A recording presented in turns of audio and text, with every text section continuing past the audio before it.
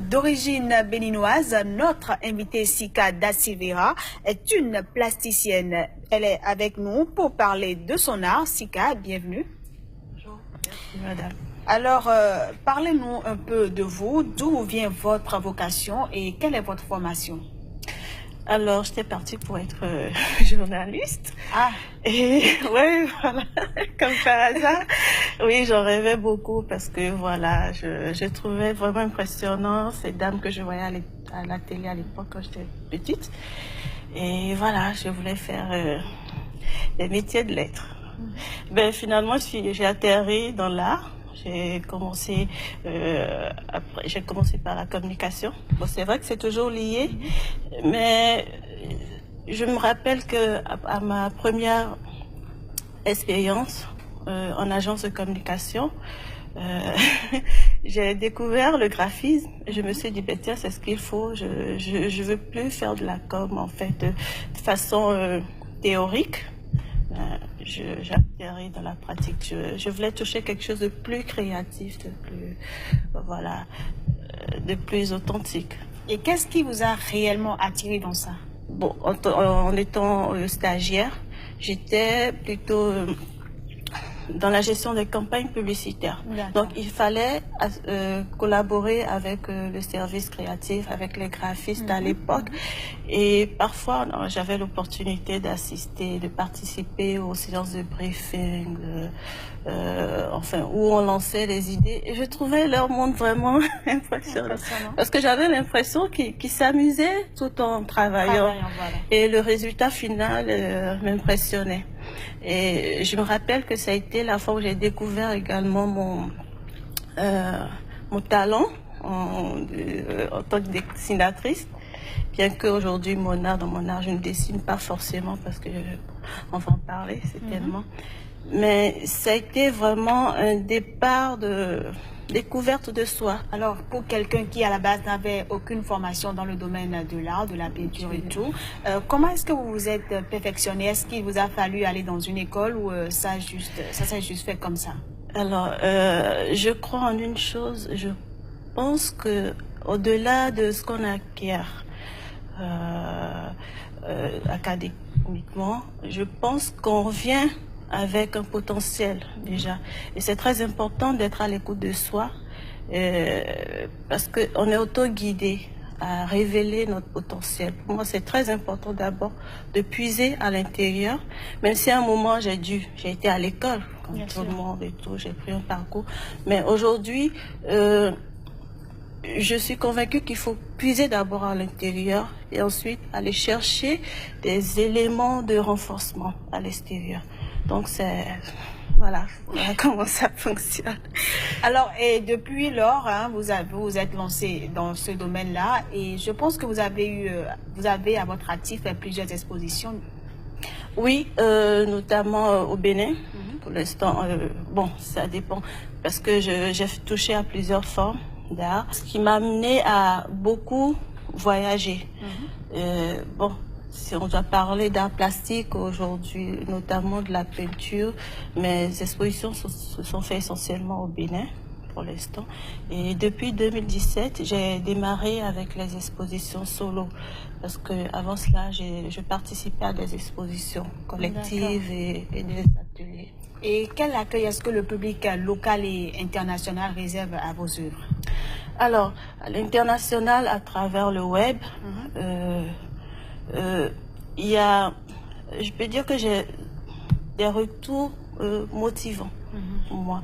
Parce que c'est important que quelqu'un qui n'ait pas vu l'œuvre, qui n'a pas touché, déjà à travers une image puisse se l'approprier. C'est très important pour moi parce que je ne fais pas du figuratif ou voilà, on va juste voir des formes et interpréter. Mais c'est de pouvoir toucher la personne au plus profond de lui. Et par rapport au public béninois, c'est pareil. Au-delà de l'art, de l'œuvre qu'on peut toucher, je pense qu'il y a le côté spirituel de l'œuvre parce que l'œuvre est inspiration. Et du coup, oui, j'ai eu vraiment le bonheur de découvrir, de côtoyer des gens lors des expositions qui ont cette sensibilité à l'œuvre, des gens à qui j'ai pas besoin d'expliquer, Voilà. mais qui s'auto-approprient cette œuvre, mais qui comprennent vraiment ce qui est relaté à travers l'œuvre. Et vraiment, je me dis, il y a de l'espoir. Est-ce que vous considérez que l'art a une fonction d'énigme et que le spectateur est convoqué par l'artiste pour décrypter l'œuvre? Alors, je ne parlerai pas d'énigme, oui, bien que ouais, on est devant se demander qu'est-ce que c'est Voilà. et tout. On n'arrive Oui, pas... il y a une interrogation, il y a une interpellation. Mon art, c'est surtout ça, c'est l'interrogation, c'est l'interpellation. Mais c'est surtout, il n'y a pas d'énigme en tant que... Parce que ce qui est relaté, c'est déjà quelque chose qui existe en soi. Quand on arrive à comprendre quelque chose extérieur, c'est qu'on l'a déjà en soi. Et donc, c'est juste un travail de reconnexion.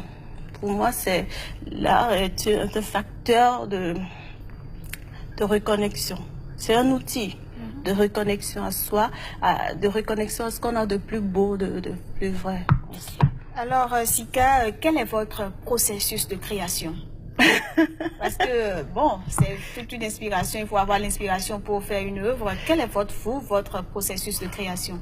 Ouf, c'est juste difficile de trouver les mots justes à mettre là-dessus. Je pense qu'il faut être juste présent à soi-même.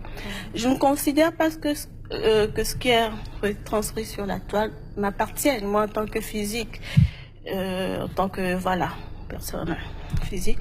Mais je pense que nous sommes des conducteurs. En tant qu'artiste, en tout cas pour l'artiste qui ressent vraiment une vocation à transmettre quelque chose, c'est un appel pour moi. C'est une mission pour moi. Et c'est cela mon inspiration, parce que je ne m'approprie pas ce que je fais. J'ai suffisamment d'ouverture pour l'accueillir. Et évidemment, avant de pouvoir proposer quelque chose aux gens, qui doit pouvoir les accompagner dans leur cheminement, il faut avoir fait le chemin soi-même. Donc c'est cela d'abord, je vais dire ce qui mon moteur, c'est déjà de faire l'expérience moi-même. Ça me permet d'être déjà de comprendre. Et puis ça se fait tout seul, je ne l'impose pas. C'est juste accepter d'être soi dans un premier temps et faire son chemin. En faisant son chemin, je pense que c'est un ensemble. Ça me permet d'avoir cette sensibilité. C'est une partie de moi aussi qui est retranscrite. Alors, Sika, vous avez plusieurs cordes à votre arc. Vous êtes également créatrice de bijoux. Et vous avez, comment je vais dire, vous avez une maison. Vous avez créé, pardon, la marque Sicart. Oui. Voilà, parlez-moi très rapidement de cette marque. Alors, quand j'avais découvert l'époque, j'explorais, je vais dire, tout mon univers artistique. J'en étais arrivée à comprendre que c'est ce que je voulais. C'est vrai que quand on a trop de cordes à son arc, comme vous dites, à un moment, c'est un peu perdu. Vraiment. On se dit, mais quelle orientation donner et tout. Et heureusement qu'en se posant les bonnes questions, les bonnes réponses aussi suivent. Donc, j'ai choisi d'épouser tout ça, d'où Sicart. En fait, c'était juste l'art de Sicart. Donc, c'était un ensemble c'était censé être vraiment un ensemble de tout ce que je pourrais toucher. Parce que oui, je fais des bijoux, je fais de la sculpture de temps en temps. Comme ce que vous avez au cou. Oui, comme ce que j'ai au cou. Et que je vais cou. prendre à la fin. Oh, certainement. Et donc, je fais du stylisme, je dessine beaucoup. Je dessinais mes modèles, jusqu'aujourd'hui je le fais. Et à un moment, je me suis dit, tout ça, c'était pas possible que ce soit pour moi. Parce que une chose est d'avoir du talent, du potentiel. Une chose est de savoir quoi en faire. Comment l'exploiter. Donc, à un moment, j'ai compris que c'était pas l'art de Sika. Non plus. Parce que ça, on en reviendra. Dans les jours à venir, vous découvrirez que voilà. Aujourd'hui, je me dis non, cet art tout ça ne m'appartient pas.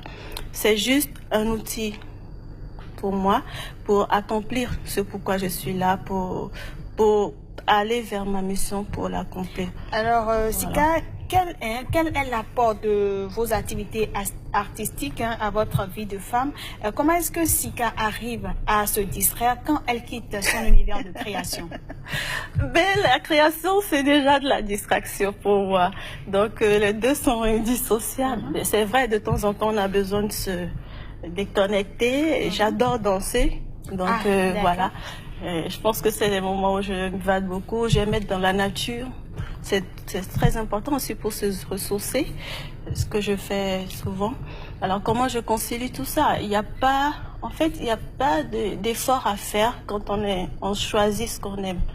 En fait, parce que on prend du plaisir on prend du plaisir et en même temps, en travaillant, tu te nourris en quelque sorte. Donc, du coup, il n'y a plus de manque à aller combler ailleurs. D'accord. Alors, très rapidement, est-ce que Sika a des projets en vue? Est-ce qu'il y a des expositions très rapidement? Oui, je viens de... Bon, il n'y a pas longtemps, je viens de finir une exposition sur l'eau. Actuellement, je suis en atelier, je bosse sur une prochaine exposition. Je ne sais pas quand ça va se faire. J'attends de finir les œuvres et puis on verra. On verra bien. Alors, Sika, je vous remercie pour cette interview artistique passionnante. Au plaisir de contempler vos œuvres. Merci, à très bientôt. Et voilà, mesdames, messieurs, ce sera tout pour cette émission que j'ai pris du plaisir à vous présenter. À très vite pour un nouveau numéro.